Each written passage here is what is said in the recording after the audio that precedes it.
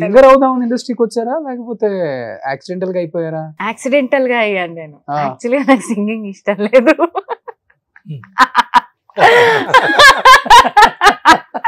అంటే చిన్నప్పుడు నాకు అసలు నాకు అసలు నచ్చదు సింగింగ్. చిన్నప్పుడు మా అమ్మ కొంచెం ఊరుకో గాడ్స్ గిఫ్ట్ అలా చేయకూడదు అదేదో ఉంటుంది సార్. ఒకటి శంకరాచార్యులు గారిది మొన్ననే మా మామయ్య గారు చెప్పారు. అంటే ఇన్నేళ్ల తర్వాత వాళ్ళు చెప్తే గానీ దాని ఎసెన్స్ నాకు అర్థం కాలేదు.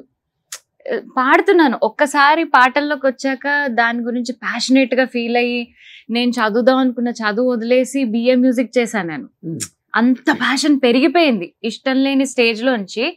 గాడ్ బ్లెస్ సార్, మా ఫస్ట్ గురు హేమవతి గారు, ఆవిడ వల్ల నేను సింగింగ్ లోకి వచ్చానండి. ఆవిడ వల్ల నాకు ఒళ్ళో కూర్చోబెట్టుకుని ముద్దలు పెట్టి మరి నేర్పించారు ఆవిడ. సో ఆవిడ వల్ల నాకు ఒక ప్యాషన్ క్రియేట్ అయింది అనమాట. వచ్చాక ఓకే, బట్ ఆయన అన్నట్టు గాడ్ మనకి ఇచ్చిన ఒక గిఫ్ట్ ని ఖచ్చితంగా నలుగురికి పంచాలి, ఖచ్చితంగా నలుగురికి తెలియాలి. అది మనలో కంటైన్ అయిపోయేది కాదు. మొన్న నాకు చెప్తే గానీ తెలియలేదు అది. So now I'm more passionate about singing. Okay.